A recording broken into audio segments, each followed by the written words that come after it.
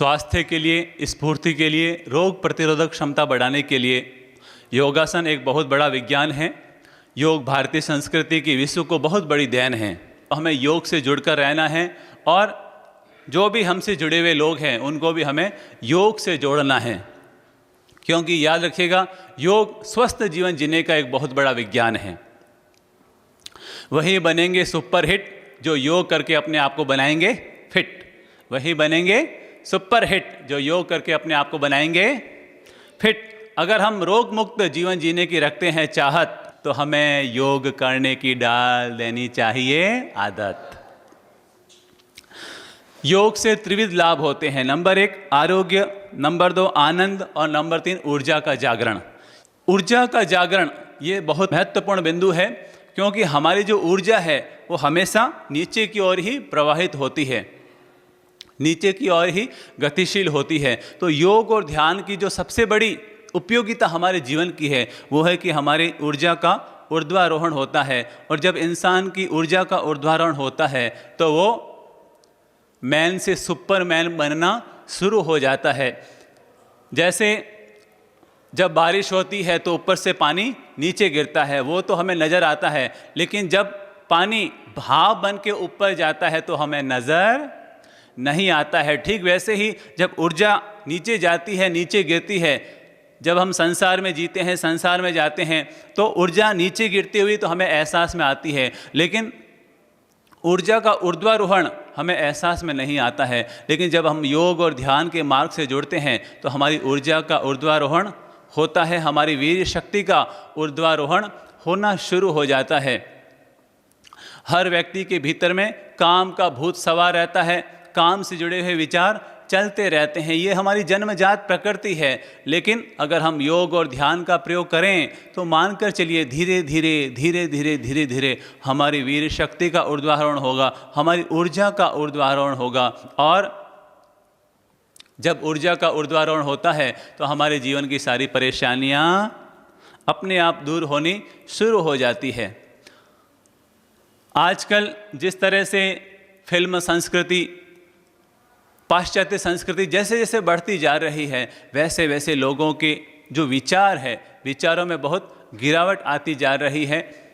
तो इसलिए हमें इन सब चीज़ों से बचने के लिए हमें योग और ध्यान की अंगुली पकड़ करके रहनी चाहिए। एक महानुभाव फिल्म देखने के लिए गए तो पत्नी ने कहा, अरे तुम पड़ोसन के साथ फिल्म देखने के लिए चले गए, मैं बैठी थी ना। तो उसने कहा, क्या बताऊं, आजकल परिवार के साथ फिल्में देखने वाली फिल्में बनती ही नहीं है। तो इस तरह से स्थितियां बनती जा रही है। तो प्लीज अपने जीवन में सात्विकता को बढ़ाने के लिए, संयम को बढ़ाने के लिए हमें योग और ध्यान से जुड़े हुए रहना चाहिए। एक बार क्या हुआ, एक व्यक्ति के सिर में चोट लग गई। पत्नी ने देखा, अरे सिर में चोट, ये क्या? तो उसने कहा, क्या बताऊं, मित्र ने मुझे मार दिया। अरे मित्र ने मार दिया तो आपके हाथ में ताकत नहीं थी, आप उसको वापस मारते, आपके हाथ में क्या था? तो उसने कहा, मेरे हाथ में उसकी बीबी का हाथ था।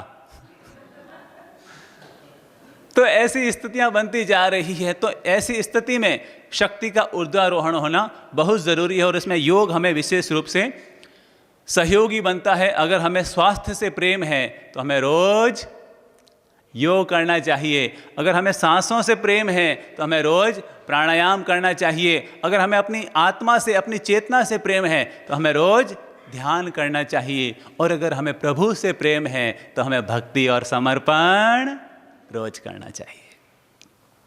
तो रोज 20 से 30 मिनट हमें योग के लिए जरूर समर्पित करने चाहिए। ऐसा नहीं कि योग करने वाला बीमार नहीं पड़ता, योग करने वाला भी बीमार पड़ सकता है, लेकिन दूसरों की वनिस्पत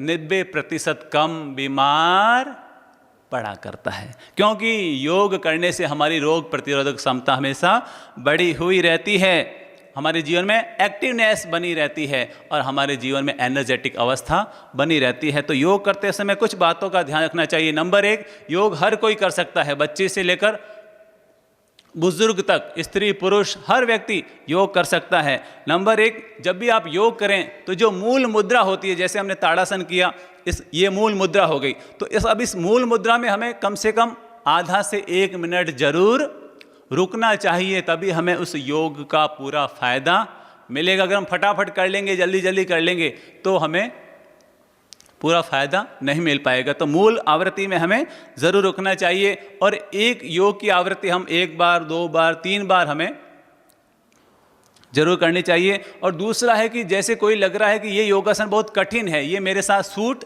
नहीं हो रहा है, तो आप उसको छोड़ दीजिए, क्योंकि अनेक तरह के योगासन हैं, तो सबकी बॉडी के साथ अलग अलग सूट होते हैं, मैच होते हैं। तो जो लगता है कि हाँ ये मेरे लिए लाभदायी है, आप उसे करें, और लगता है कि नहीं ये इसको करने के बाद मुझे थोड़ा नेगेटिव महसूस हो रहा है, नेगेटिव फीलिंग हो रही है, तो आप उसको छोड़ भी सकते हैं। और तीसरा नियम है कि योग हमेशा सूर्योदय के समय शांत, स्वच्छ, हरा भरा माहौल हो, ऐसे वातावरण में ही हमें, हवादार वातावरण में योग करना चाहिए। और योग करते समय हमें कपड़े ढीले और सात्विक पहनने चाहिए, हमारे कपड़े ढीले और सात्विक हो। और पांचवा निवेदन है कि जब भी योग करें तो योग करने से पहले बाथरूम और टॉयलेट से फ्रेश हो जाएं। अगर आप फ्रेश होकर के नहीं योग करते हैं तो ये आपके लिए नुकसानदायी भी हो सकता है। तो प्लीज़ पहले फ्रेश होकर के उसके बाद ही करें। और अगर लगता है कि शरीर में कोई विशेष रोग है या शरीर की कोई विशेष अवस्था है, जैसे गर्भावस्था है या कोई विशेष अवस्था है, तो हमें देख रेख में ही योग करना चाहिए, विशेषज्ञ की देख रेख में ही हमें योग संपन्न करना चाहिए। और जब भी करें प्रसन्नता से करें, एकाग्रता से करें, कभी लटके हुए चेहरे से योग ना करें। जो भी करें चाहे थोड़ा करें, पर हंसी खुशी के साथ, प्रसन्नता और एकाग्रता के साथ। हमारा पेट हल्का फुल्का रहना चाहिए, और योग करने के आधा घंटा बाद ही हमें मुंह में कुछ डालना चाहिए। और योग करने के बाद हमें 5 मिनट रिलैक्सेशन, विश्राम जरूर कर लेना चाहिए। अगर इन बातों को ध्यान रखते हुए हम योग करते हैं तो हमारे लिए योगासन विशेष लाभदायी साबित होगा।